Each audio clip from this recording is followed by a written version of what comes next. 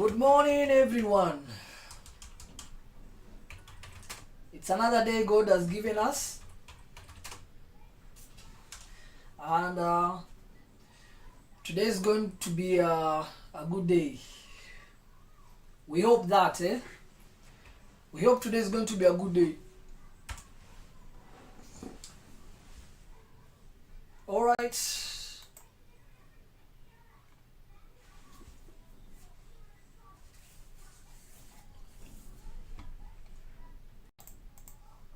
Let me just.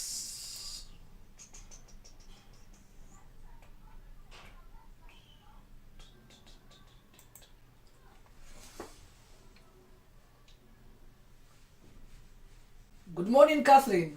Mnanisikia? Everybody can hear me? Hope mnanisikia.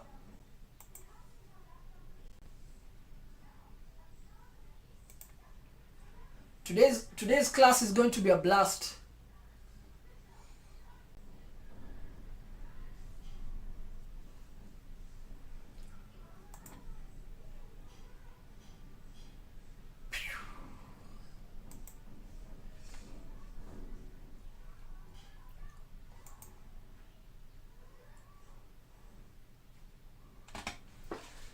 Okay, so we continue with our networking. Tulisema hii wiki mzima tutakuwa tunaangalia tu networking. Last lesson, that was on Monday, we talked about what a network is.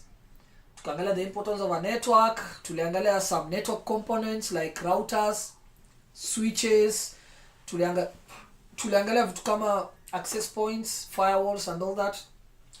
So building on that information, building on that knowledge, leo tunaingia deeper into networking. Tutakuwa tunaangalia some few things. First of all, of course, tutakuwa tunaangalia why networking matters. Tutakuwa tunaangalia the different types of networks. Tutakuwa tunaangalia network protocols. You remember DNS, hizo vitu tuligusia kidogo. Leo tutakuwa tunaongelea zingine hata mingi. Kuna zingine pia tutakuwa tunaongezea like telnet, SSH na hizo zingine zote. Tutakuwa tunaangalia pia. Mnanisikia? There's no sound. Caroline anasema anisikii. Caroline, can you hear me?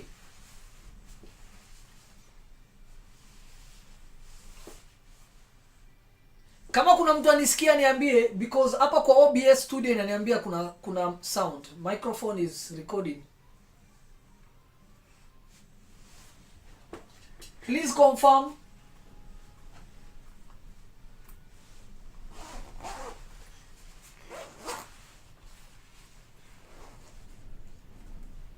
Caroline, confirm kuna sound.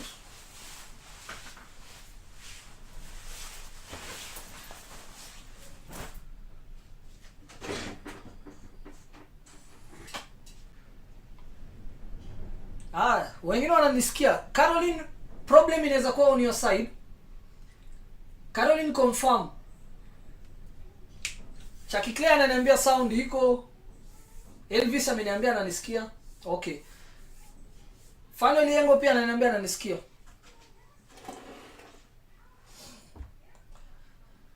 So Caroline, check if the problem is on your side.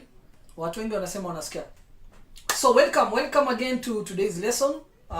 Let's get to it. We are already 14 minutes into today's lesson. So leo tutakuwa tunaangalia why networking matters, na tutakuwa tunaangalia the role of networking. And then pia tutakuwa tunaangalia vile cybersecurity na networking inaingiliana, and then tutakuwa tunaangalia network protocols. Kuna kitu kingine pia inaitwa the CIA Triad yenye tutakuwa nawagusia. So by the end of today, I think tutakuwa tume learn a lot, okay? And then nitakuwa natupa ma quiz pale kwa Telegram channel yetu. So if there's anyone mwenye bado ajaingia into our Telegram channel, ndio hii hapa. This is our Telegram channel. Wacha ni post link pale for anyone who may have not joined. Alafu pia nimeweka some few rules pale kwa Telegram group ndio tusisumbuane. Naona kuna watu wengine wana post vitu zenye hazisaidii watu. Kuna watu wanajaribu kuuza vitu pale, which is wrong by the way. Mimi mwenyewe I'm not selling anything on that group. Hiyo group nimeweka pale ndio tuweze kusaidiana, tuweze kushare knowledge, ndio tuweze kusaidiana. So kama unakuja kuuza vitu, I highly suggest uende tu uze kwingine. Si kwa ubaya. We are there to help. So this is I have just pasted the Telegram channel yetu pale. You can Telegram group, you can join if you have any questions. Kama kuna kitu inakusumbua, anything regarding cyber security, unaweza post pale. Alright, let's get into it. So today we are going to look at the critical role of computer networks in our everyday life. I think last lesson really emphasized the importance of networking. Na kuna kitu niligusia pia nikawaambia mwende watch series. Kuna series inaitwa Revolution. Wacha nionyeshe hiyo series. Revolution. Sijui kwa hadi series ngapi. So tunaambiwa it's okay. Kidogo tu wacha kwanza ni change. Wacha ni change nini? Wacha niweke color. Okay. Wacha nirudishe color white ndio tuweze kuona mzuri. Alafu tuongeze ka display kidogo. So I have 3 displays. Niko na displays 3. Acha tuweke the main display at least 25, right? Chonjo kabisa. Okay. So this series inaitwa Revolution. It's a 2012 to 2014 NBC apocalyptic science fiction drama. The series follows characters attempting to survive and reunite in a world where all electricity has mysteriously ceased to function, forcing a return to a pre-industrial society while navigating a dangerous new political landscape. This series, okay, it's kind of science fiction, but I think this is something that can really happen. I don't know. It's something that can really happen.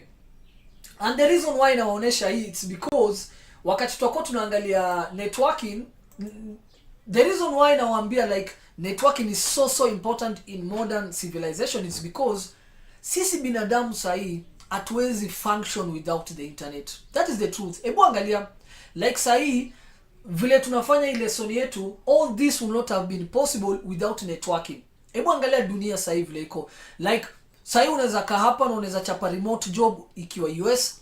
You can work from any corner of the world. Stock markets, watu wanaweza fuatilia oil prices from anywhere. People can communicate.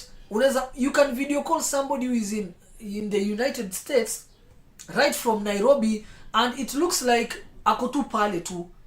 So I need you to appreciate networking, because without networking, I think the modern human civilization will not have been possible. Vitu kama TikTok, vitu kama YouTube, vitu kama news, hizi vitu zote zingekuwa possible. So we need to appreciate networking, okay? So networking plays a very critical role in our everyday life. All right? Let's continue. So why networking is important? First of all, the number one importance of networking ni communication. Sindio? Ebu niliwapatia mfano mzuri last time. Kama labda uko na best yako in those times wakati there was no phone, there was no WhatsApp, there was no TikTok, ingebidi labda best yako anaishi like 5 kilometers ama 3 kilometers away. Because there was no networking, there was no internet, there was no phone calls and all that. Ilibidi labda uende mpaka huko kwao just to look for him. And then labda ufike huko upate labda alienda kuchunga ng'ombe ama tena unaanza kumongojea ama tena unarudi kwenu. Imagine saa hii unachukua tu simu yako unapigia tu ile msee unamwambia niaje bro uko wapi, tupatane at this place at this certain time. Hii yote ni because of networking. Communication. We have things like emails, video calls, messaging and social media all rely on networks. Vitu kama TikToks, YouTube, hizi vitu zote they rely on computer networks. All this would not have been possible without computer networks. So networks zina make instant global communication essentially free. Number 2, we have resource sharing. Resource sharing nilikuwa nimepatia na very good example pale. So labda umeingia kwa ofisi pale and then umepata they have 10 computers kwa ile ofisi. Most of the time kitu kama bank ama kitu kama shule ama ka ofisi tu umeingia, computer kama 5 ziko kwa ile ofisi and then they have one printer yenye meko kwa kona. And hiyo computer zote 10 zitakuwa zinatumia hiyo printer moja. All thanks to networking. Because hiyo computer 10 hizo ziko pale kwa ofisi na hiyo printer moja iko pale kwa kona, zote zimeconnectiwa to that network. So zote zinaweza communicate. And then anybody can print to that printer. Kama kungekuwa na networking, inamaanisha kila computer, if you have 10 computers kwa hiyo ofisi, inabidi zote zikuwe na printer yake. So that means we are going to have 10 printers and 10 computers. So in terms of cost, itakuwa expensive, si ndio? But because we have networks now, we only need one printer and we can have as many as even 100 computers in that office. So resource sharing is another big advantage, a big advantage of networking. So without networks, hatungeweza kushare vitu kama printers. Right now we have storage, vitu kama server. So iko like this. Let's say for example mtu kama mimi na shoot videos every day, si ndio? So hizi video zangu wakati na shoot kama hii inaweza kuja kitu kama 4GB hivi. Kama na shoot in full HD. Kama na shoot na kitu kama 4K resolution, hiyo video itakuwa na even higher size. Inaweza kuwa na kitu kama 10GB hivi. So over time hii computer yangu inaweza jaa. Kama niko na 1TB, over time unapata zile video ninazirecord zinaanza kujaa. So what I can do, I can have another computer tu nimeweka kando, ina act kama storage. So naweza nunua kama zile hard disks. You remember zile hard disk? So naweza kuwa na hard disk kama hizi, labda 4 za 4TB. So hiyo computer yenye imekuwa kando itakuwa ina act kama storage. So every time na and then hiyo computer yenye ina act kama storage imeconnectiwa kwa network pia. So I don't need to copy vitu to that. Ati nachukua naika kwa flash disk alafu naenda kukopi, natoka kwa computer moja na napeleka kwa ile nyingine. No. Zikiwa zimeconnectiwa kwa network, I can just transfer them over the network to ile computer yangu yenye na act kama storage, imekaa tu pale kande. Sawa? So that's what we mean by storage here. And then we have things like cloud storage. Kama uko na Gmail account, something like at gmail.com, something like that, I'm sure many of us wako na hii email ya Google. Almost I think 9 in 10 person wanaweza kuwa na email ya Gmail, si ndio? So wakati una sign up, wakati unapatiwa hiyo Gmail address, wanakupatia pia 15GB of storage. I don't know if you are aware. Kama unatumia Android na umesign in, umecreate an account ya Gmail ama ya Google account, wanakupatia 15GB of storage. Na hiyo 15GB inatumika across Gmail, inatumika across photos, Google network Drive, si ndio? Hiyo yote. So hiyo 15GB unapatiwa, that is cloud storage. Okay? Na hiyo yote inge happen kama hakungekuwa na networking. Sawa? So it lets you access your data from any device anywhere thanks to the internet. Na tulisema the internet is one type of network. Tutaangalia zile zingine zote inaleta. The other advantage of networking is commerce and banking. Hebu just imagine sahi naweza kuwa na beshte mwenye like juzi kuna msetu ako away labda in the Middle East huko, anakutumia tu pesa straight away kwa M-Pesa yako. Ama mtu anakutumia money from anywhere from the US, anakutumia kwa account yako, bank account. All this will not have been possible without networking. So sahi tunaweza fanya hata online shopping. Like for example, mimi a lot of the things that I have here siendangi Nairobi ati kwenda kuzinunua. No. Something like for example this inaitwa nini kitu? Nimesahau jina yake. So like this nakatu hapa na inunua tu on Kilimall, inakuwa transferred mpaka hapa. Hii headphone yenye niko nayo hapa yote, hii yote nanunua tu online na zinakuwa delivered to where I am here. So hii yote haingekuwa possible without networking. So sahi wacha hata Kilimall hapa Nairobi. You can buy things from Alibaba from China. Unaweza nunua vitu from Amazon pale US na kuna wakati tulinunua kuna cable tulikosa hapa Kenya kabisa. We had to buy online from Amazon in the US. It took almost 30 days but ilitufikia. So unaona hii yote haingekuwa possible without the internet, and the internet is just one network. Okay, so vitu kama online shopping, bank transfers, payment systems and stock markets depend on a secure, reliable network that operates 24 hours a day. Another very very critical importance of networking is in healthcare. So vitu kama patient records, remote diagnosis, hospital systems and medical monitoring all run over network. Sasa ukienda kwa hospitali yote ama any medical institution, unaenda unaandikisha jina pale, and then hiyo jina yako itaonekana kwa kila computer. So ukitoka hapo kwa reception uende kwa lab, ule mtu wa lab aitaja anakuutisha tu jina yako, and then hiyo jina yako inatokea pale kwa system, inaonyesha all the information, age, previous medical diagnosis, ulikuwa umetibiwa nini mbeleni, kuna dawa gani ulikuwa umepewa, ugonjwa gani ulikuwa inakusumbua pale mbeleni, hiyo information inatokezea pale. Aya, ukitoka hapo kwa lab unarudishwa pale tena kwa clinical officer. Clinical officer hakuna haja tena aende kwa lab kuuliza mtu wa lab ati huyu jamaa alikuwa na shida gani. No, hiyo information yote inakuja kwa kompyuta yake pale. How is this possible? All this is possible because of networking. Okay, so healthcare is one of the ile vitu zenye zimekuwa impacted na networking sana. So I think without networking vitu mingi sana zingekuja to a halt. Tungekuwa na shida mingi sana without computer networks. So an outage can directly endanger lives. Aya, another part of networking yenye inasaidia sana ni education. So sahi nyinyi nyote mko hapa mna learn about cybersecurity. So I'm giving out these lessons through the internet. Na kama hatungekuwa na network, nyinyi nyote hamngekuwa hapa basically.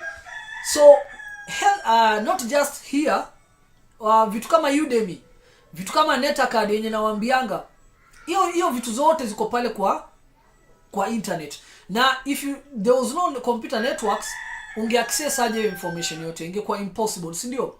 So sahi kuna watu hata waendi universities pale. Si lazima ati uende utoe pesa yako, unaenda una rent a hostel pale, unalipa transport kila siku kutoka hostel to go to the school. You can just sit at the comfort of your home, as long as uko na computer na uko na internet connection, unaweza soma online, si ndio? Actually many colleges and universities hata hapa in Kenya wanapendanga sana ama wana prefer students wasome online instead of kukuja pale physical classes. Na hii online classes hazingekuwa possible kama tungekuwa na internet, the networks.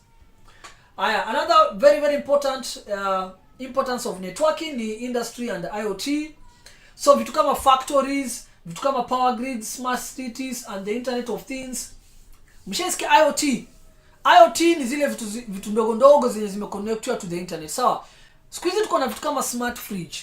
Kuna fridge yenye inaweza kuambia like temperature ya vitu zenye ziko pale ndani anywhere. So wewe uko Nairobi lakini nyumba yako pale let's say in Nakuru, ile fridge yako inakuambia like the temperature there, kila kitu yenye inaendelea pale. Siku hizi tuko na vitu zinaitwa smart homes. Yaani unaingia tu, unafungua tu mlango, unaingia kwa nyumba yako, lights zinajua kisha. Just like that. Tunaziita smart homes. You can go and research that. Hii yote haingekuwa possible without networks. Hizo vitu zote lazima zicommunicate with each other, na hiyo yote inge happen without networking. I hope now tumeona the importance of networking, okay? Now if you go and watch that movie yenye inaitwa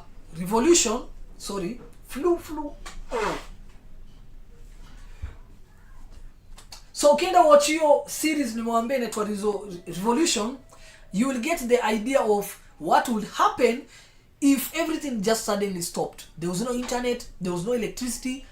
Enda uangalie vile kenye ita happen. I think ni kama two seasons, I think. I repeat hapo. But itakuwa inakupatia a very in-depth. Itakuwa inakuonyesha like life itakuwa aje without these things. Unajua we take these things for granted, but hebu angalia kitu kama internet. If there was no internet, wewe ungeishi aje? Well, seriously. There will be no TikTok, there will be no news, there will be no Facebook, there will be no Instagram. Just imagine ungekuwa unaishi life aina gani? Ama imagine like in the 1940s watu walikuwa wanaishi maisha ya aina gani? because mtu alikuwa anaishi 1940 huko, sahi akiamuka aone ile dunia tuko ndani 2026, wataona ni kama ni witchcraft ama magic, vitu zingine, si ndio? Vitu kama bluetooth watasema ni witchcraft. Yeah, so let's continue now. Now that we know networking, tumejua the importance of a network. Now I want us to look at the different types of networks zenye utakuwa na encounter, and this is very very important because in cybersecurity utakuwa na deal na different types of networks, ama wakati utakuwa unachapa exam, of course lazima utaweza kujibu hizi maswali. So let's go through the different types of networks real quickly. So first of all, let's look at the two important ones. We have local area network, LAN, and wide area network, ama WAN. All right. So a local area network inaka something like this. We might have a PC. PC ina stand for personal computer. Inaweza kwa something like your desktop ama laptop. And then tuko na ka printer yetu pale tumeconnect. And then let's say we have a smartphone. So smartphone utaona haija connectiwa to the switch because smartphone itakuwa ina connect wirelessly, si ndio? But printer na PC zitakuwa zina connectiwa through cables. But we also have wireless printers. Tuko na printers zenye zina connect wirelessly. Zinaweza connect to the Wi-Fi, but most of them tunapenda kuziconnect through cables. So a local area network might look something like this. We have a PC, let's say a smart laptop or a desktop. We might have a printer connected there, and then we might have something like a tablet or a smartphone that we connect through the access point wirelessly. And then hizo zote zitakuwa zina connected to a switch. Tulisema switch itakuwa ina connect devices in a local area network, and then router itakuwa ina connect different networks together, si ndio? Like for example, your local area network to the internet. So one of the characteristics of a local area network, itakuwa ina cover one room, building or campus. So itakuwa ina cover a small area. It will have a high speed somewhere between 100 megabytes per second to 10 gigabytes per second. That is very fast. It is owned and managed by one organization. There's low cost to set up and maintain. So unahitaji tu kitu kama router and then switch, and then sasa unahitaji zile cables za connect the different devices. Na niliwaambia kama you have a router already, where is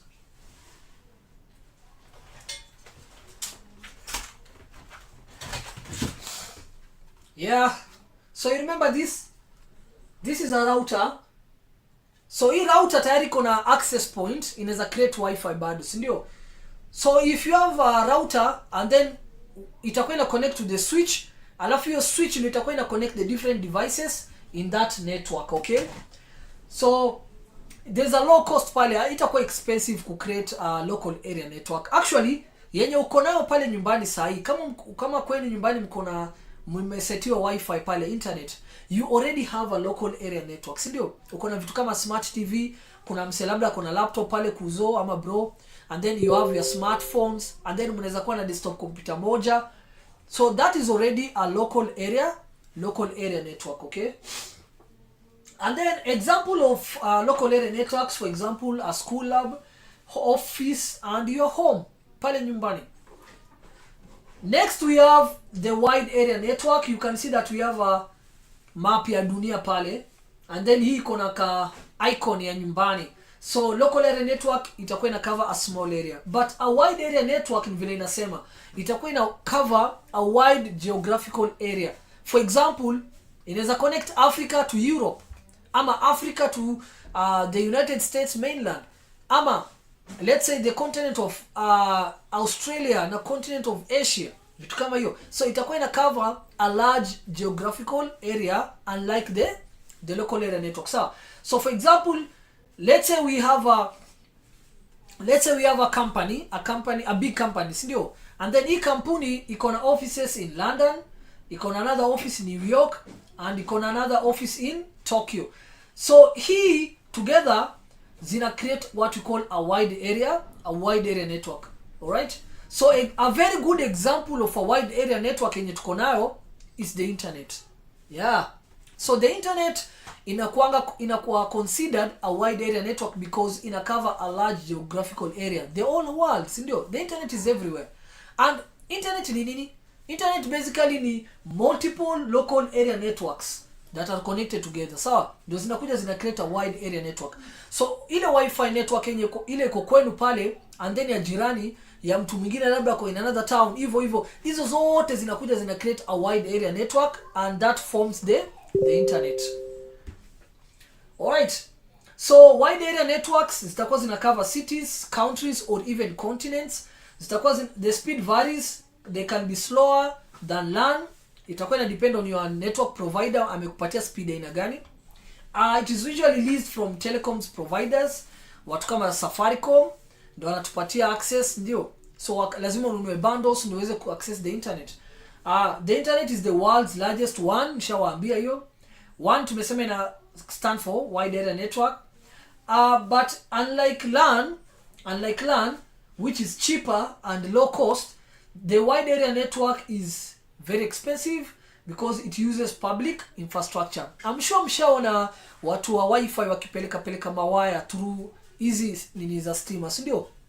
Yes, and then lazima waeke machines zingine hapo kwa kila village, ndio mtu yote mwenye anataka wifi pale anasetiwa tu from there. So kuweka hizo vitu zote na kuweka hizi fiber cables, ini vitu zote, hiyo infrastructure ni very very expensive. Ndio unaonanga hii biashara ya kuanzisha wifi inakuwa very expensive because of all these things that you have to buy. Vitu kama access points, vitu kama receivers, nano stations, fiber cables but they are very expensive. Hizi vitu zote, hii infrastructure, hizo devices, hizo gadgets that need to be set up zinafanya a wide area network to be expensive to set up, okay? So that is the differences between a local area network and wide area network. So hizi mbili ndio the two foundations of network. Tunaitanga network the different types of networks, sorry. So we still have other types of computer networks. A good example ni PAN. PAN na stand for personal area network, okay? So range yake ni kitu kama 10 meters. So let me give you an example. Let's say you have your smartphone. Let's say you have a smartphone and then uko na ka Bluetooth speaker yako pale. So smartphone yako pia iko na Bluetooth, ndio? And ile ka Bluetooth speaker pia kako na Bluetooth, ndio? Bluetooth is also a type of network. So wakati utakuwa wakati utaenda kwa settings zako pale, uende kwa Bluetooth and then uconnect kwa ile speaker yako pale wireless, you have just created a personal area network. Yeah, because ile smartphone yako sasa ina communicate na ile Bluetooth speaker, and that is a network because they can now exchange data. So wakati unachezesha music pale on your smartphone, hiyo sauti inaenda wapi? Inaenda pale kwa Bluetooth speaker. That is a personal area network. All right? So that is an example of a personal area network, and the range is usually below 10 meters. So it's a network of devices around a single person, something like a phone, smartwatch ile mnaweka hapo, vitu kama earbuds, a laptop, all within arm's reach, sharing data automatically. So examples ni vitu kama Bluetooth, USB na stand for what by the Universal Serial Bus, okay? We also have infrared. Infrared ilikuwa ni technology nyingine but mpaka sasa bado iko. Wakati unatumia remote ile ya TV, it uses infrared by the way. Na ukitaka kujua, enda chukua ile remote yako, fungua camera hapo on your phone and then eka hiyo remote mbele yako hivi, weka camera on and then finya button kwa hiyo remote, utaona hiyo infrared light. Yeah, utaiona by the way. So that is an example of a personal area network. Ile remote ina communicate na ile TV. They have created their own network. Just imagine. Another example is CAN. CAN stands for Campus Area Network.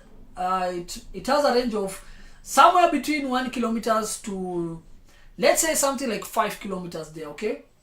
So it is going to connect multiple local area networks across a campus, university, hospital, or large corporate park. So it's larger than a local area network and it's usually owned by one organization. So let's say kitu kama Kenyatta University inaweza kuwa na multiple satellite campuses ama schools within that area, si ndio? wanaweza kuwa na school of medicine, school of IT, school of this, na zote ziko na local area network zao. Alright, so zile zinakuja zina create a campus area network. So the technology used usually ni vitu kama fiber optic cables between buildings and managed switches. So examples are university, library, lecture halls and administration, all on one network. And then we also have something called a MAN. So MAN stands for Metropolitan Area Network. This one is bigger than a campus area network. Itakuwa ina cover somewhere between 30 to 50 kilometers. It covers an entire city or metropolitan area, typically run by telecoms companies or city governments to connect multiple organizations. So the infrastructure there ni vitu kama fiber, of course, lazima fiber. Fiber is the backbone of most networks. And then we also have WiMAX. WiMAX basically ni Wi-Fi over a large area. So siku hizi hata ukitembea ndani Nairobi, kuna Wi-Fi, kuna hizi Wi-Fi zinaprovidiwa na the county governments. Mali kama Nakuru. So hizi Wi-Fi networks zina cover a large geographical area. Tunazita WiMAX. We also have Ethernet MAN, Ethernet Metropolitan Area Network. So hii itakuwa inatumia the you remember zile cables. These cables here. Tunazita Ethernet cables. They look something like this.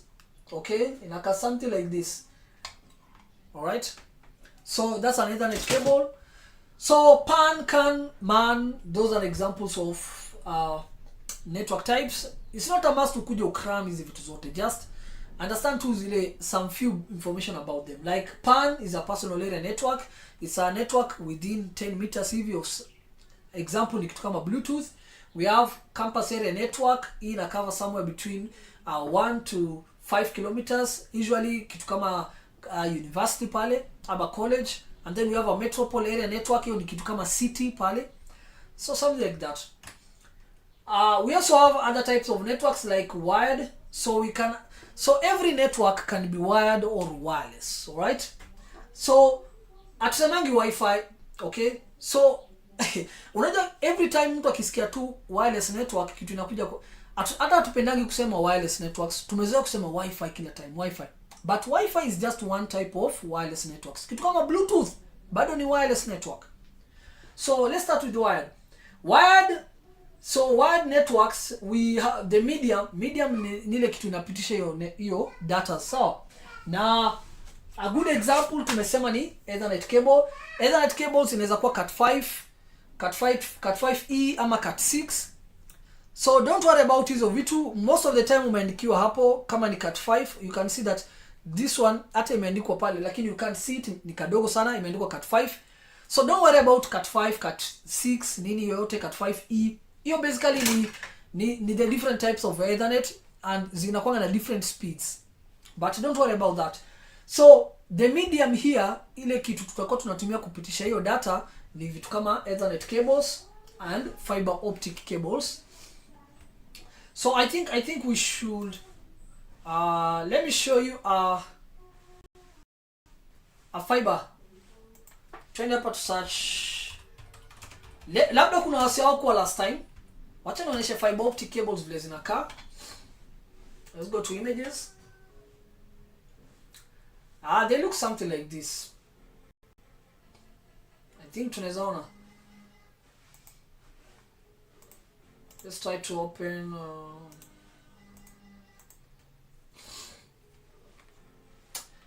leo ni ma allergies too.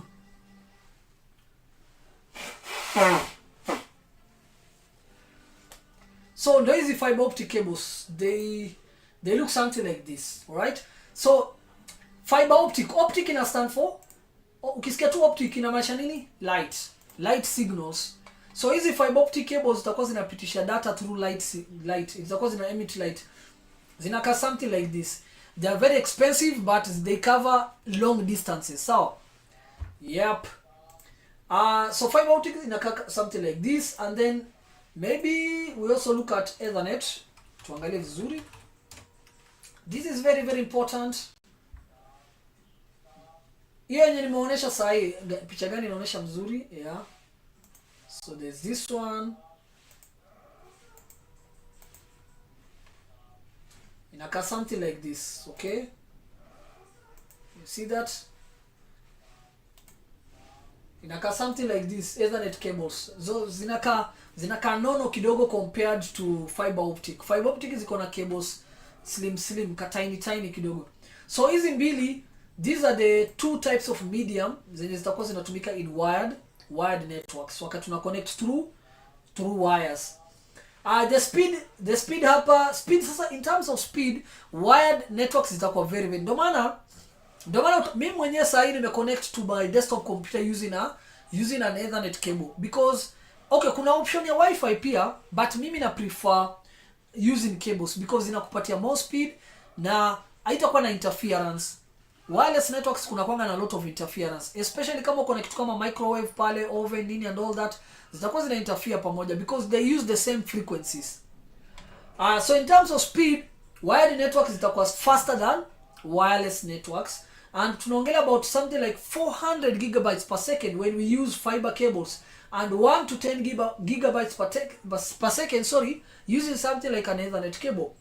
So the latency is very low, somewhere between sub-milliseconds. Latency is the delay. Ni vile sasa data ina delay wakati inapita pale, ndio tunaita latency. So kama latency iko juu sana, inamaanisha data yako itakuwa ina take a long time to reach the destination. So that's what we call latency.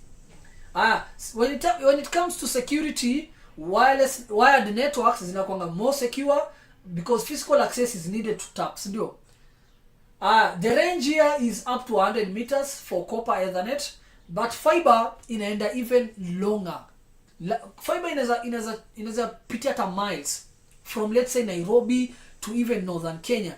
Hiyo ni fiber itakuwa inapitisha. But when it comes to prices, fiber optic cable is expensive than the Ethernet cables. When it comes to mobility, there is none. Device must stay plugged in. So of course, wakati umeplug in ile device yako, you can't move with it. Ndio jua ile cable. That is one of the disadvantages of wired networks. When it comes to use case, tutakuwa tunatumia most of the time wakati tuna connect servers, office desktops, data centers and gaming. Ndio unanopatanga watu wengi wenye wanachezanga games wanapendanga sana kutumia cables kuliko kutumia wifi. Now let's talk about wireless networks. When it comes to wireless networks, medium hapa Kenya tutakuwa tunatumia ni radio waves. Something like Wi-Fi, the standard here is 802.11, kuna .11n, .11ac and all that.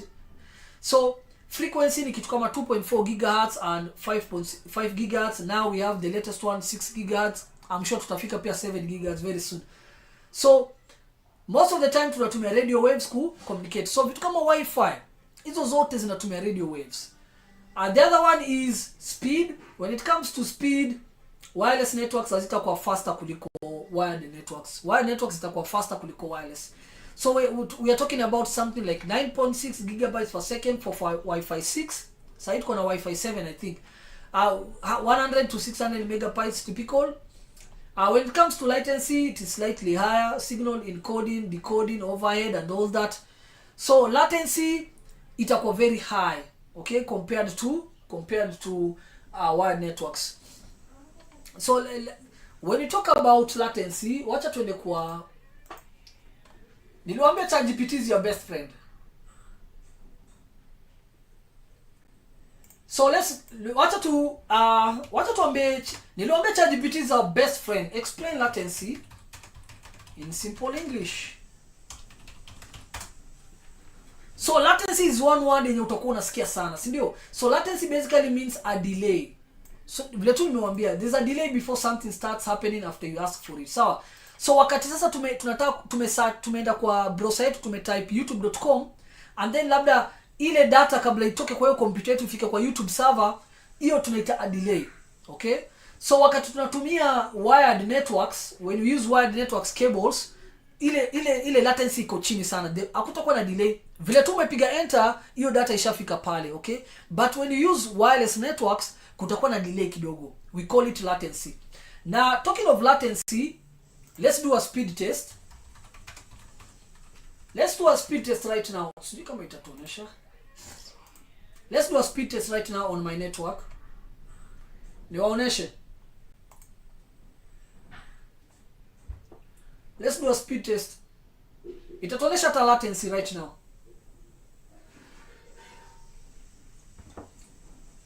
So I don't have the best of internet hapa, but inaniserve. Nataka ni acha imalize alafu tuone latency. Itatuonesha latency size.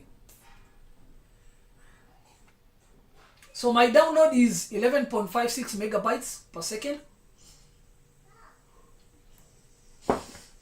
But kama unafuatilianga my TikTok videos, unachukua this number 11.56. Okay? So mbona haijatuonesha latency? Haijatuonesha latency.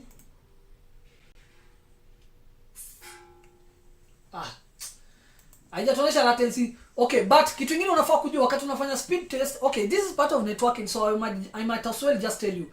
Chukua hii number. Let's open calculator. So tutafanya 11.56 divided by 8 ndio upate. So my download speed is 1.445.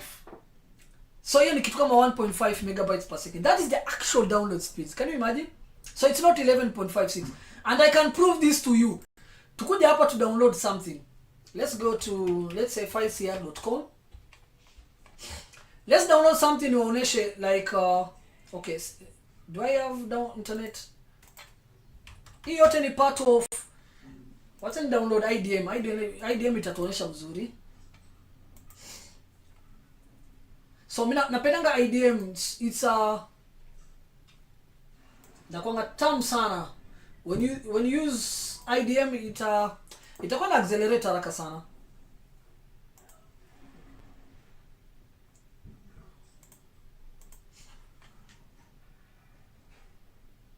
So right now we are streaming and we are doing all that. Sijui kama itatuonesha. So just know that every time unafanya speed test, ukipata hiyo download speed yako, chukua ina divide by 8 and then you will get your actual speed. So wakati utakuwa na download something from the internet, itakuwa ina download na hii speed. Sawa. So 1.4 si mbaya. It's okay for me.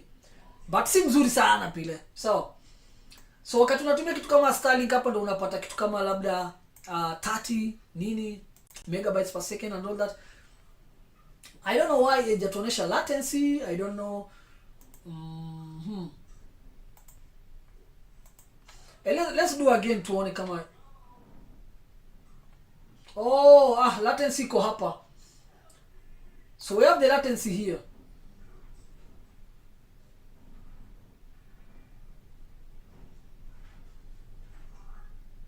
So the higher this number, the more nini internet yako itakuwa ina take time to do something, okay? Ku download, let's say, ku upload something. So this number here itakuwa ina determine pia. So that's what we call latency. So unaambiwa a very good example here is, imagine you ask a friend, you ask the friend, what time is it? So your friend answers after 2 seconds. That means we have a 2-second delay. That is the latency. Hii word by then are confusing watu sana, but I think by leo umejua, okay? So when you have a high latency, inamaanisha things will feel slow or laggy, okay? Wakati labda unacheza online gaming, wakati you are streaming a video for example, kama uko na high latency, inamaanisha vitu zitakuwa slow. Low latency inamaanisha things will feel faster. For example, you are playing games, you are doing video calls, for example, labda Zoom calls and all that. Websites zitakuwa zina load quickly. So latency is a very important factor in networking, okay? I hope tumejua tu hiyo sasa. Let's continue. So when it comes to security, it is less secure. So in terms of security, tumesema wired networks zitakuwa zinatupatia more security compared to wireless networks. When it comes to range, of course, 30 to 50 meters indoors, further outdoors. Wi-Fi networks zitakuwa zinaenda at most sana 100 meters in all directions. So, but when it comes to wired networks like Ethernet cables and fiber optic cables, your range inaenda hata several kilometers when it comes to fiber optics, and anywhere up to 100 meters for copper Ethernet. When it comes to mobility, the mobility is full, because hauko connected through cables. So let's say for example connect through Wi-Fi, you can move around with your smartphone anywhere. Unaweza toka sitting room or in the bedroom na bado you are connected to the network, ndio. That is one of the advantages of wireless networks over wired networks. When in the use case itakuwa inatumika wapi sasa wireless networks? Tunakuwa tunazitumia in homes, pale nyumbani wakati unatumia wifi kuingia YouTube, TikTok, YouTube, Instagram, Facebook, mobile devices, large public venues. So these are just some of the differences between wired networks and wireless networks. This is very, very important. And leo pia tumejua what latency is. Let's continue. So let's talk about network topologies. So hizi networks zote zinakuanga arranged in a way, all right? And the vile hiyo networks ama vile hiyo devices vile zimearrangiwa in that network, we call that a network topology. We have different types of topology. Tutaziangalia alafu nitaonyesha pia example vile zinakaa, okay? So the first one is a star topology. In a star topology, all devices connect to one central switch or hub like this. Let's look tutakuwa tunazifanya practically. Star topology. Now the word here is star. Let's look at the diagram of a star topology. So a star topology inakaa something like this. Very nice. So we have this one here. Very nice. So this is an example of a star topology. Okay. Sijui kama tunaweza download. No. So kila website siku hizi inataka tu sign up, and this is what I hate. You have to create an account everywhere.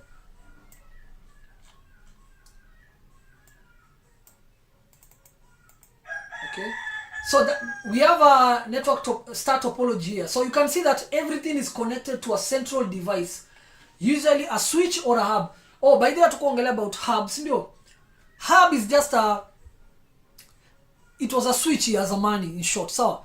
So hizi hubs pia zilikuwa zina connect devices in a network, lakini zamani. The reason why hazitumiki siku hizi is because they are not intelligent. Zilikuwa na flaws ama zilikuwa na weaknesses mingi. So siku hizi hatutumii hubs, tunatumia switches, okay? That is what I want you to know. So basically a hub is an old version of a switch, okay? Nowadays we purely use switches to connect devices in a network. Hubs zilikuwa zinatumika kitambo, sawa? This is just an example. So this is a star topology. You can see that everything is connected to a central device. It might be a router. Okay, most of the time it can't be a router because routers iko na only 4 switches. Na router tulisema zina connect networks, not devices. But kama kuna device kama 4 peke yake ama 3, you can actually use a router without a switch. So sio lazima utumie switch. Kama uko na computer tu 3, you can use a router. So unakumbuka router tulisema iko na like this one. You can see iko na how many ports?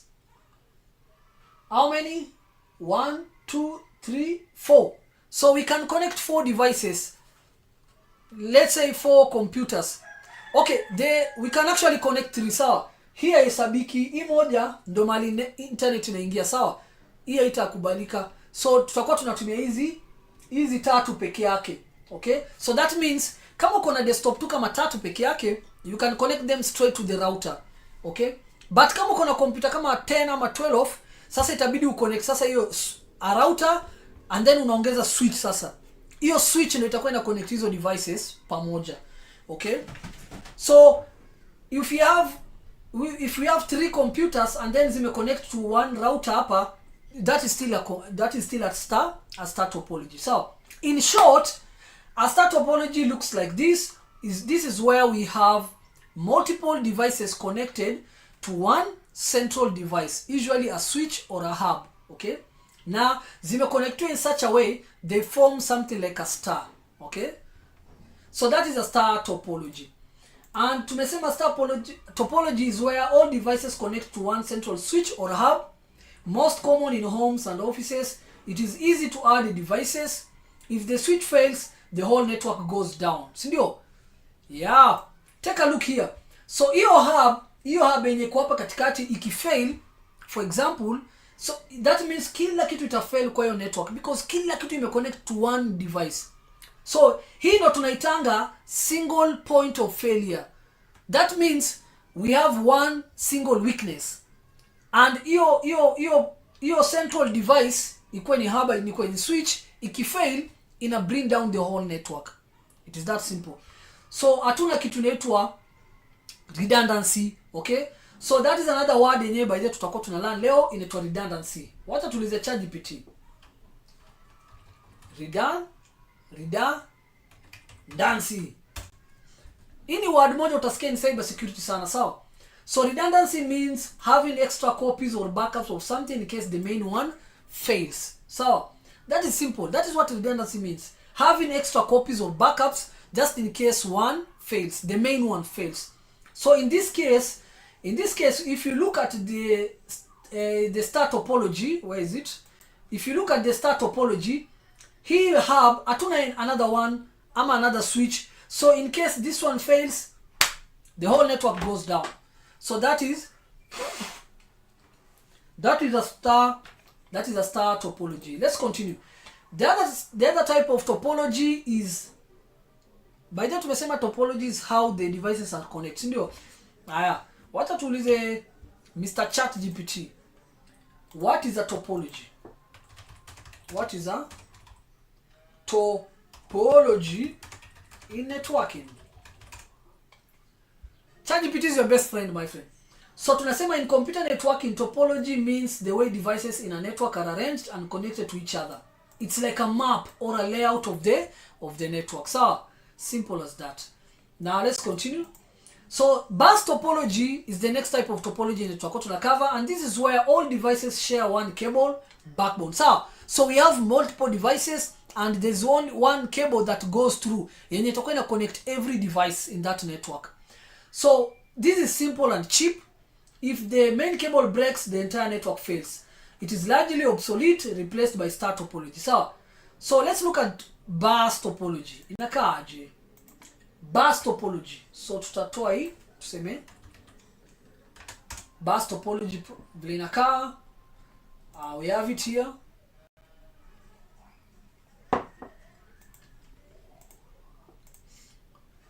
All right?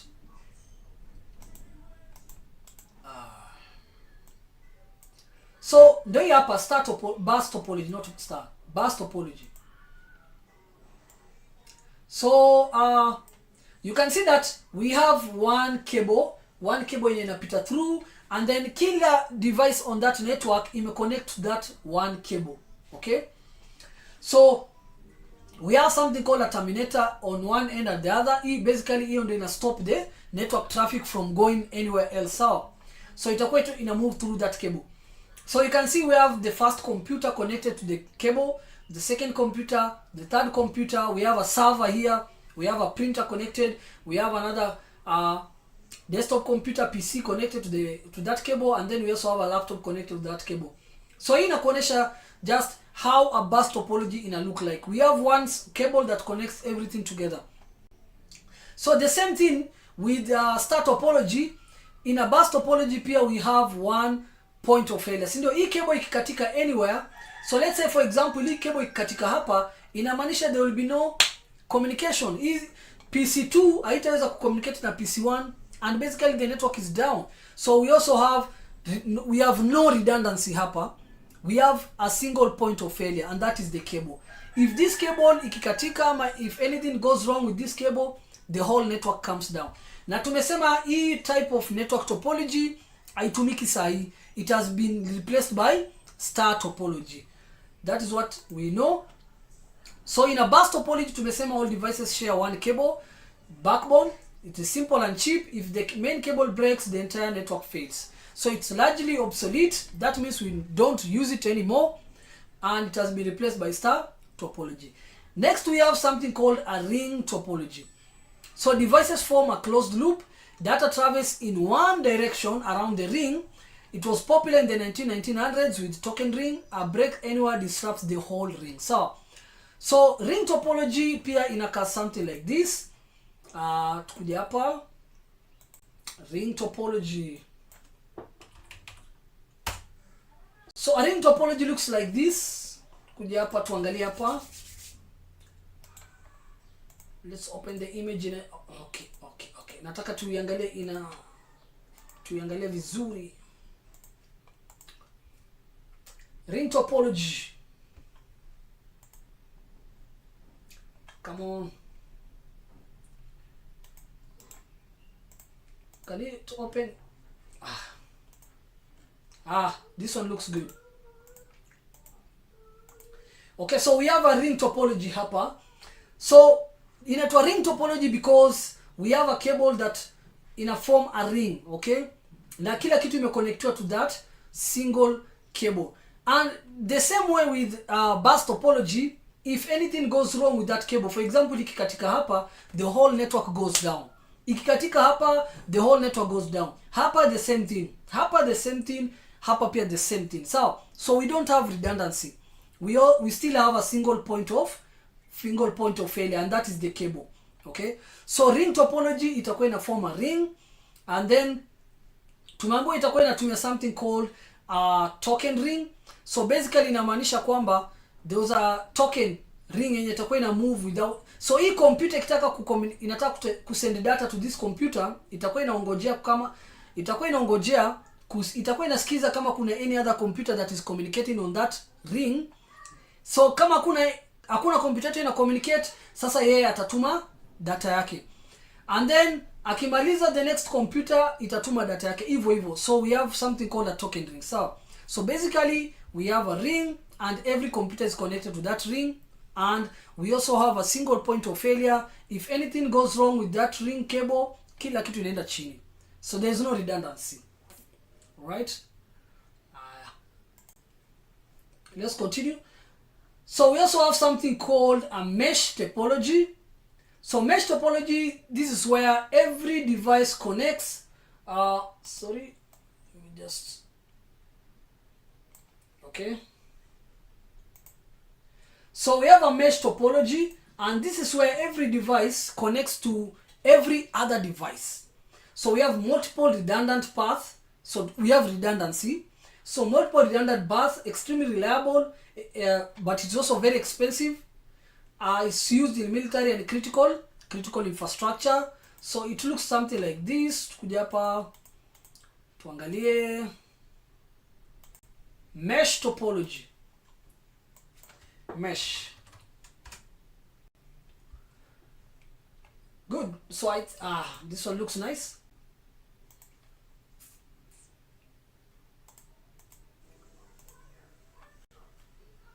Good. So a mesh topology looks like this. So every device on that network is connected to the other device. In short, hivi ndio tunamaanisha. So if you look at this device hapa, this same device A, you can see that each device is connected to every other device. Ndio, kuna cable ina connect to this, kuna cable ina connect to this, kuna cable ina connect to this, kuna ingine ina connect to this. So in this case, we have redundancy. Ndio, we have backup. If anything goes wrong, bado network itakuwa up. So hakuna time network itakuwa ina fail hapa. So hii cable ikikatika yenye ina connect this computer to this computer, hii cable ikikatika, we still have another way. Hii cable bado itakuja hapa na itakuja hapa.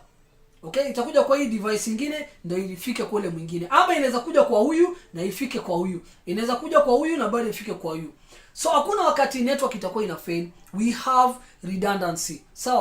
So mesh topology, it is very, very reliable, and it is mostly used in critical infrastructure. But at the same time, it is very, very expensive. Ndio, you have to lazima uweke hizi cable zote hizi zenye zitakuwa zina connect these devices. Okay, so this is a mesh network topology. Okay, so in mesh topology tumesema every device connects to every other device, multiple redundant paths, every extremely reliable and very expensive to cables. Ndio, of course hizo cable zote zenye utakuwa unatumia ku connect all those devices itakuwa expensive. It's mostly used in military and critical infrastructure. All right. Okay, let me just make sure that we are live. All right. Let's continue. So hiyo ni mesh topology. Na hii mesh topology ndio tutakuwa tunaitumia pia. Okay, so the other one is a tree topology. It's a hierarchy of star networks. So hii itakuwa inatumia star topology, root switch, branch switches, end devices, It is used in large enterprise buildings to organize many departments of or floors. So tree topology inaitwa tree topology. Come on. So tuangalie tree topology inakaaje. Tree. So tree topology inakaa something like this. Okay, let's look at.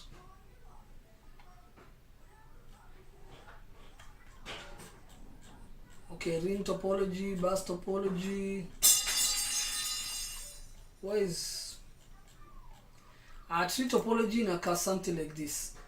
So you can see we have a kind of a tree, so hii inaweza kuwa ni one department and then in a branch hivyo. So we have kind of a hierarchy. So we have ile zenye ziko juu, then zina branch into the other ones hivyo. So inakaa something like a tree. So it's a hierarchy and it's used in large enterprise buildings to organize many departments or floors. And then the last one is a hybrid topology. Hii itakuwa ina combine multiple topologies. Most real networks are hybrids, okay? So zile networks zote zenye most of the networks pale nje zenye tunatumia siku hizi, they fall under hybrid topology. So this is where we combine multiple topologies. Tuna combine star with mesh, with bus, all of them. So star inside each department connected by a mesh or bus backbone across buildings. So inakaa something like this. Ndio hapa. So you can see a hybrid topology vile inakaa. We have a ring topology, another ring topology, alafu connected to a bus topology. So in a form something called a hybrid, where we combine different topologies into one. So most of the networks zenye utapata pale nje zina combine this type of hybrid topology. So where we combine one or more different types of network topologies into one. Alright, so those are the network topologies you need to be aware of. It's not a must when you cram, just go through them, at least understand how they look. Look at the images pia. Enda uangalie images, star topology vile inakaa, and trust me, you'll be able to understand the differences. Star ina fall kind of a star, bus inakuwa na cable moja going through the network, ring ina form kind of a circle, mesh topology, one device is connected to all the other devices. Tree topology in a form kind of a hierarchy tree, and then hybrid topology is where we combine one or more different types of topologies. Okay, so let's continue. Kama kuna maswali hapa, Oko Geoffrey anauliza niko na router msee na kwa simu yangu inasema no internet na comp inafanya niko na. Okay, Oko Geoffrey, do you have you confirmed that you have internet connection? Have you confirmed that you have internet connection? Utanijibu alafu tutaangalia. Alright. Okay, kama kuna swali let's continue. So let's look at cybersecurity and networking. Nataka niwaoneshe vile cybersecurity na networking zitakuwa zinapelekana bumper to bumper, okay? So we cannot actually separate networking from cybersecurity. Niliwaambia networking is the backbone of cybersecurity, because vile tu nimewaonesha hapa sasa hivi, kama utaweza kuunderstand how data moves from one place to another, how are you going to protect it? You can't, sindio? So in cybersecurity, networking knowledge is crucial. Not just important, but crucial. Actually, it's one of the few things that you need to be. Sijakwambia uende kabisa ukram everything, no. At least unafaa kujua something like the OSI model, ujue something like IP addressing, networking, vitu tu ajuju zinatosha. You don't need to go deeper, okay? So tutakuwa tunapitia hizi basics just to make sure that you get the facts. And usisahau pia tumesema next week tutakuwa bado tuna deal na networking, tutakuwa tuna cover practical networking. So tutakuwa tunaangalia vitu kama Wireshark, Nmap, scanning and all that. Let's continue. So cybersecurity and networking are inseparable. You cannot separate the other one from the other, okay? So you cannot have cybersecurity without networking, because attackers exploit network weaknesses and defenders use network tools to detect and stop them. Both disciplines are inseparable. All right? Mamani, nisaidie tu na maji tafadhali. Nisaidie tu na maji tu, niko live haina shida. Let's continue. Ko inakauka. So first of all, let's talk about the attack surface, okay? So attack surface inamaanisha every point yenye unaweza kuwa attacked. Let me give you an example ndio tuweze understand. So let's say you have a house, ndio wakati uko na nyumba yako pale unaweza kuwa na dirisha, alafu mlango, dirisha labda ni kama 4 ama 5, labda uko na mlango 2 3. Hizo places zote tunaitanga the attack surface. It is where anybody can get into the house. So that is the attack surface. So kama you have a large attack surface inamaanisha itakuwa easier for you to be attacked, ndio? If you have a small attack surface, itakuwa harder for somebody to attack you, okay? So every network port, every protocol and device, thank you. So every network port, protocol and device is a potential entry point. The bigger and more complex the network, the larger the area attackers can target. So kama network yenu ni kubwa na iko na multiple, iko na devices mingi, iko na almost 100 devices pale, you have a large attack surface, ndio? It only takes one device, ule hacker tu aingie into one device, to one computer, to ama one system kwa hiyo network, na aweze ku take down the whole network, ndio? That is why cybersecurity is so important networking is so important in cybersecurity. So because of the attack surface. So in cybersecurity tutakuwa tunajaribu kudetermine the attack surface ya hiyo network. So tutakuwa tunaangalia kila kitu yenye imeconnectiwa, tutakuwa tunaangalia the network, kama zile devices, zile laptops, zile desktops zenye zimeconnectiwa kwa hiyo network, are they running the latest operating systems? Do they have the latest updates? Hizi vitu zote ni part of cybersecurity. Ndio tutakuwa tunatumia cybersecurity ku protect those networks. The other one is traffic monitoring. So security teams use packet analysis tools like Wireshark. Tutaangalia Wireshark. Kuna ingine inaitwa TCP dump, iko pale kwa Wireshark na TCP dump zote ziko pale kwa Kali Linux and Parrot Linux. Tutakuwa tunazitumia kuinspect network traffic and spot any suspicious patterns ama any malicious traffic yenye itakuwa ina move through the network. So hii ina require deep networking knowledge. So if you don't have networking knowledge, you're not even going to use something like Wireshark or TCP dump, okay? Na hii yote ni part of cyber security. So next week tutakuwa tunafanya basics ya traffic monitoring. Nitakuwa na kuonesha how to spot anything. Tutakuwa tunatumia something like Wireshark na TCP dump. So tutakuwa tunajaribu ku inspect network traffic and to spot any suspicious patterns. We also have encryption in traffic. So we talked about hatujaongelea about HTTPS in full, but remember last lesson tulikuwa tumeangalia let me just open a net so for example hii website inaitwa ticho.com. Ukikuja hapa uklik hapa itatuambia connection is secure. Ukiklik hapa inatuambia your information, for example something like passwords or credit card numbers is private when it's sent to this website. But tukikuja tuangalie a site that doesn't have encryption, for example this one, come on,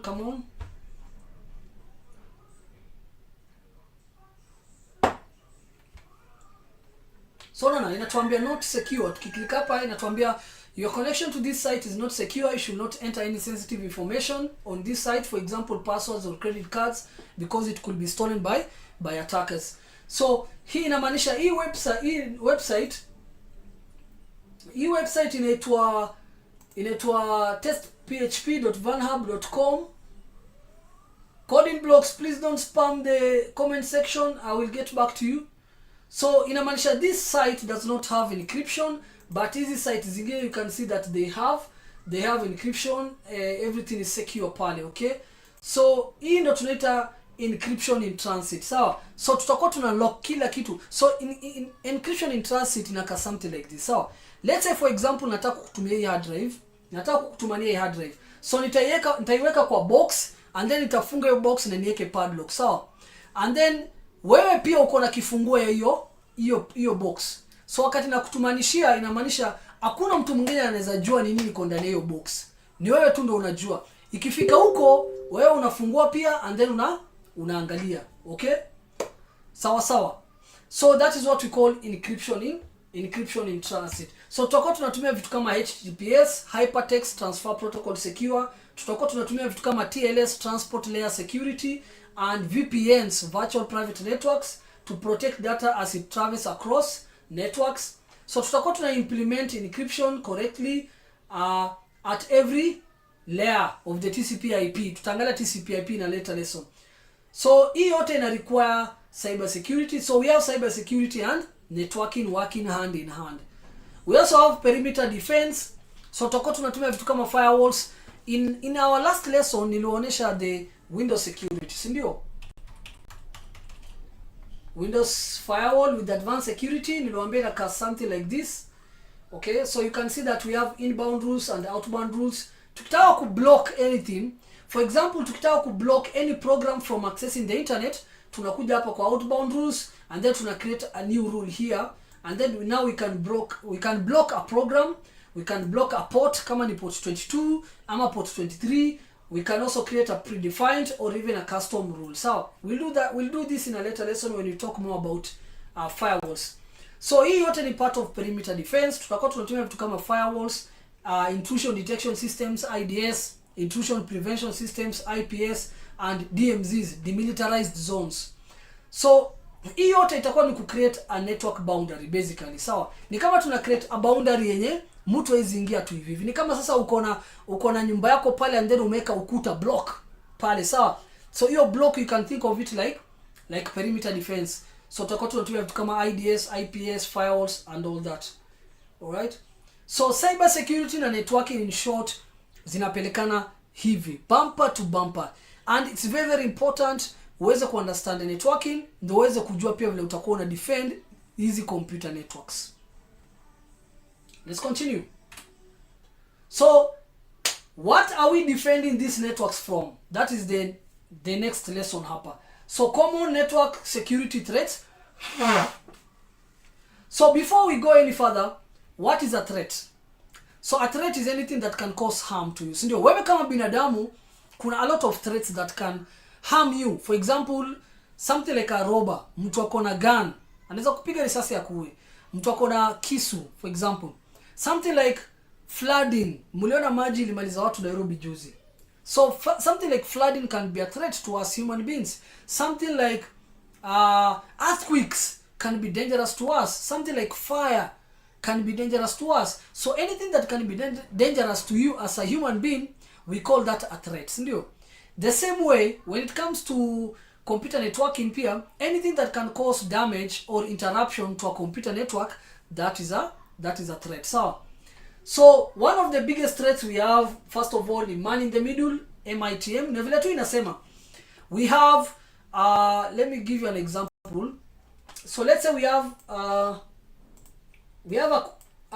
computer 1 here, and then we have computer 2 here.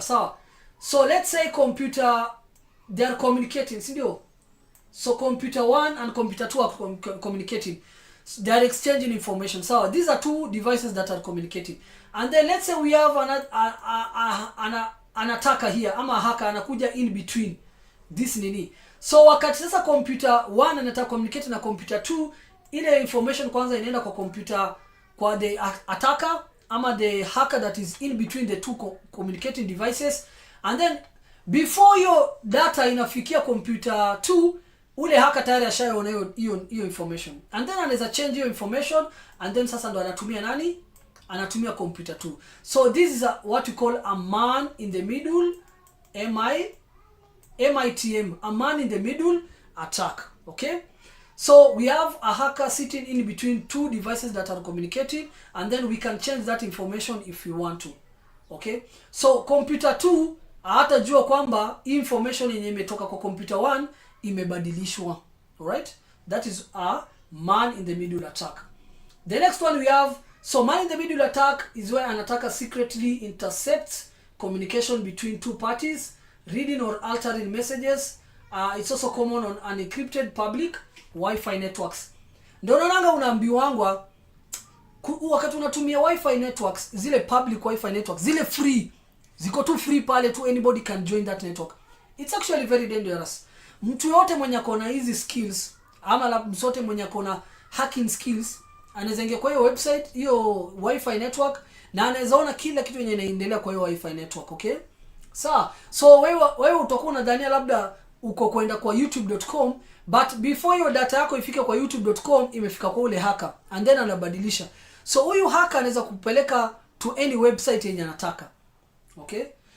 Next we have DDoS attacks, distributed denial of service. So a DDoS attacks is where millions of fake requests flood a server until it collapses under the load, making the service unavailable to real users.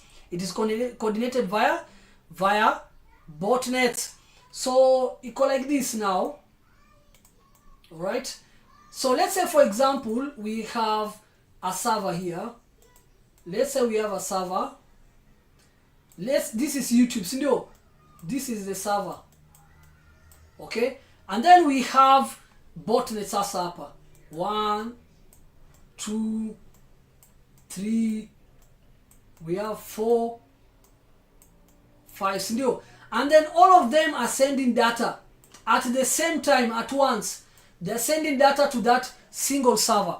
So at the end of in.NET a distributed denial of service. Distributed because the requests, the data is coming from different attackers ama different machines, ndio. And all these attackers zinaitwa botnets by the botnets. Okay? So zinaitwa botnets. So hizi botnets zote zinatuma data ama network traffic to this one central computer ama server. So vile zinaendelea kutuma hivyo, mara ya mwisho hii server inaenda offline ama ina crash. That is what we call a distributed denial of service. Kuna ingine pia inaitwa the opposite of so hii inaitwa DDoS, distributed denial of service. But again, we also have the opposite, inaitwa DDoS. Sorry, hiyo inaitwa DDoS ndio. So we have DOS. So DOS sasa we have one server and then we only have one computer hapa ama one person that is attacking that. So it's only one person that is sending malicious traffic to that one computer. So hii inaitwa nini? Inaitwa DOS, denial of service. So this single computer itakuwa inatuma request mingi mpaka hii server inaenda offline. So we only have one attacker in this case, okay? But on the other hand, ile DDoS sasa tunaongeza D hapa mbele, distributed denial of service, is where now we have multiple devices sasa. Sawa?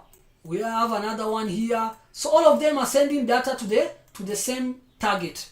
Mpaka hii target inaenda offline. So that is the difference between DOS denial of service and DDoS, distributed denial of service. Okay, let's continue.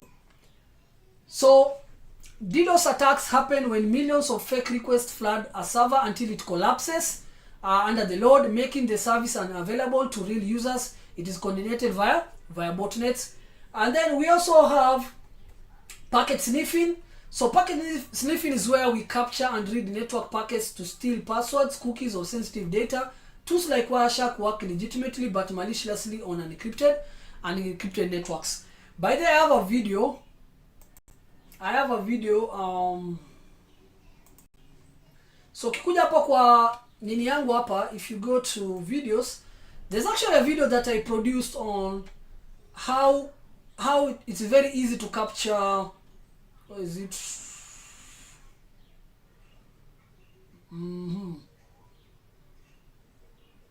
It's here. How to capture logins with Wireshark.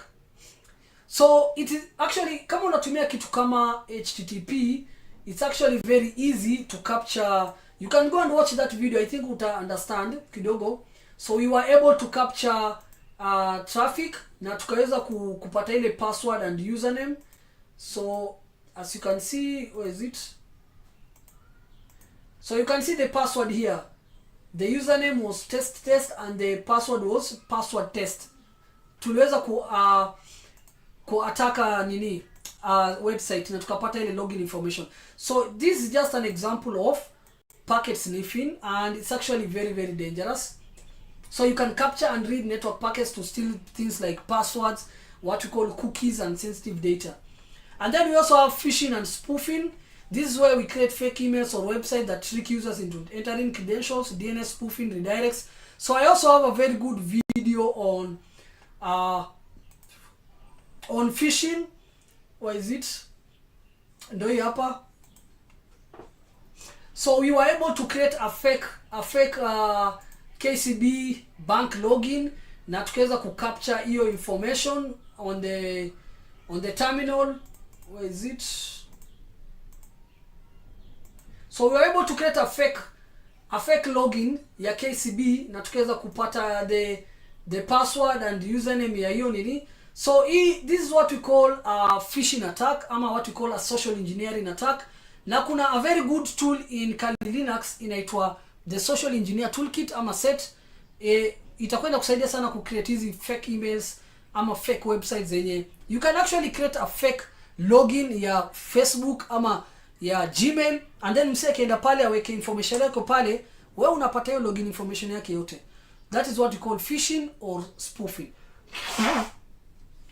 Alright, so the other one is malware and ransomware. So malware stands for malicious software. Kitu yote yenye ina cause any program that is dangerous tunaita malware. So vitu kama viruses, vitu kama ransomware, vitu kama spyware, hizi zote ni malicious software. Zikiingia kwa kompyuta yako zitakuwa zinafanya illegal things. Like for example, zitakuwa zina create malicious files, ama zitakuwa zina create a connection to the hacker, and then ule hacker anaweza access computer yako. So malware spreads laterally across networks once inside. Ransomware encrypts all accessible files and demands payment. Once infected device can compromise the whole company. Let me give you an ransomware. Let's do ransomware example. So kuna a lot of information about like the WannaCry ransom iligonga the dunia 2017, enda upitie yote. So let's look at an image. Nataka nikuoneshe so something like this. Okay? So all of a sudden unapata something on your computer inakwambia your computer has been locked. All right, let's open this so access to your files and private data has been locked. Enter your payment details to gain access. This is an example of a ransomware. Inalock your computer and then inalock kila kitu kwa computer yako, your files, your folders. Ni kama tu huyu mtu amechukua padlock akaenda akalock nyumba yako na nje, and then anakuitisha do ndio akufungulie hiyo nyumba. Kind of. So that is ransomware. It's also a threat to computers. We also have brute force ama port scan, automatically trying thousands of passwords against open services or scanning all ports to map network's vulnerabilities. This is the first step in most network intrusions. So tutakuwa tunafanya vitu kama I think I also have a video on scanning network, nmap and all that. Let's tuangalia hapa chini. I do have so like hii video hapa, Metasploit how to scan and exploit a target. You can check that video when tutakuwa tunafanya, but at the same time bado tutakuwa tunafanya hizi vitu na later lesson. Tutakuwa tuna practice in our own environments. So brute force is where we try, ni kama sasa najaribu kuingia kwa nyumba yako, nitakuwa najaribu kugonga hiyo padlock mpaka ivunjike, basically brute force. So wakati tutakuwa tunajaribu kuingia kwa let's say kwa Facebook account yako na hujaweka two factor authentication, by the way, tutakuwa tunajaribu kila password. So for example, mimi najua unaitwa labda Catherine, and then labda nimetafuta some information, nimejua Catherine alizaliwa this month, this year. Najua Catherine labda akona ka pet dog like this. Najua labda boyfriend yake anaitwa hivi, labda anajua ile kampuni labda akona business yake inaitwa hivi.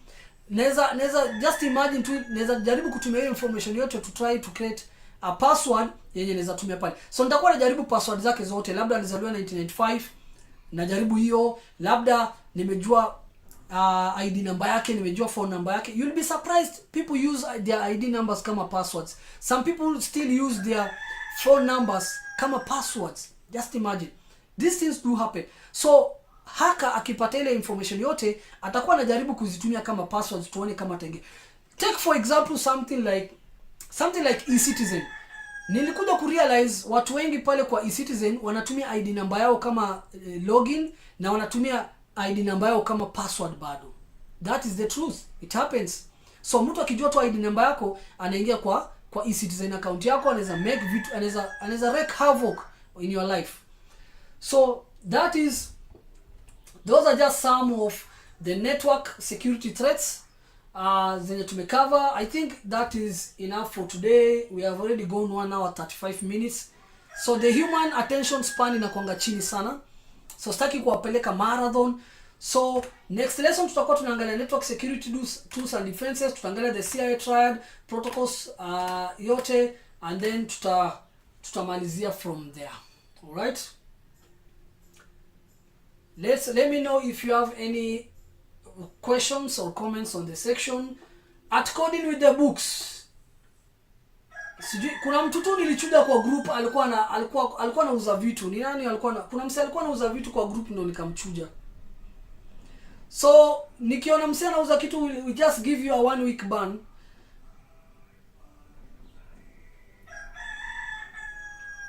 Edwin pia ametuambia kuna movie inaitwa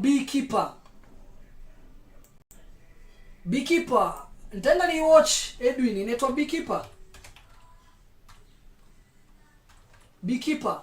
movie.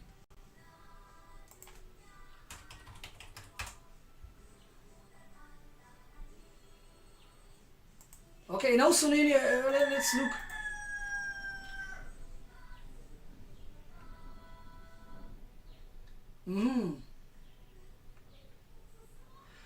Very nice. So nimeona hapa tayari phishing scam. Hii nitaenda ni watch. Thank you Edwin. Nice. So wakati una watch pia watch vitu zenye zitakuwa zinakufunza kitu ama zinakuenlighten. Don't just watch everything pale. Never waste your time. Na inaka ni Jason Statham. Hata ni Jason Statham by the way. Nice. The Edwin, that is a must watch. Tena ni cheki. So thank you everyone for joining today's class. It is always a pleasure to have you guys on board. Kama kuna question yote regarding the video, the today's lesson, unaweza itupa pale kwa group yetu pale. Na kama kuna mtu yote bado kuna grievances pia anaweza tu text pale. You can text me personally and then tutaangalia hiyo mambo. Coding with the Books. Sijui nani ndo nimechuja. Kuna mtu tulichuja but hakuwa na the name as yours. Okay? We'll take a look. So thank you guys. Our next class is on Friday at 10 a.m. again. Tutakuwa tunaangalia hiyo vitu zimebaki, and then next week, remember, next week tutakuwa tunaangalia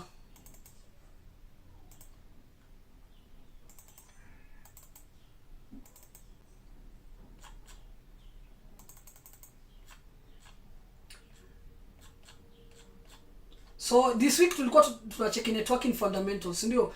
Next week tutakuwa tunaangalia practical networking. The goal is to see traffic and services. Tutakuwa tunaangalia ports. Tutakuwa tunajaribu kuscan ndio tuweze kuona ports and protocols, HTTP, HTTPS, FTP, SSH, routers and switches, basic firewall concept and all that. So tutakuwa tunatumia Wireshark to capture traffic, identifying HTTP traffic and scanning open ports using Nmap. Alright. So after the next lesson on Friday, tutaconfirm kama kila mtu asha set up their lab, specifically Kali Linux na Metasploitable 2, because hiyo ndo tutakuwa tuna scan there. Okay? And please don't ever do anything illegal. Isisemekane tu ulikuja hapa ukalana and then ukaenda ukaget in trouble. Don't ever scan anything that you don't have permission to scan. Kama ni website ya msee, omba ruhusa. Kama tayari ushasoma these things and you have the knowledge, omba ruhusa, umwambie unataka kumsaidia kuscan hivi, muelewane.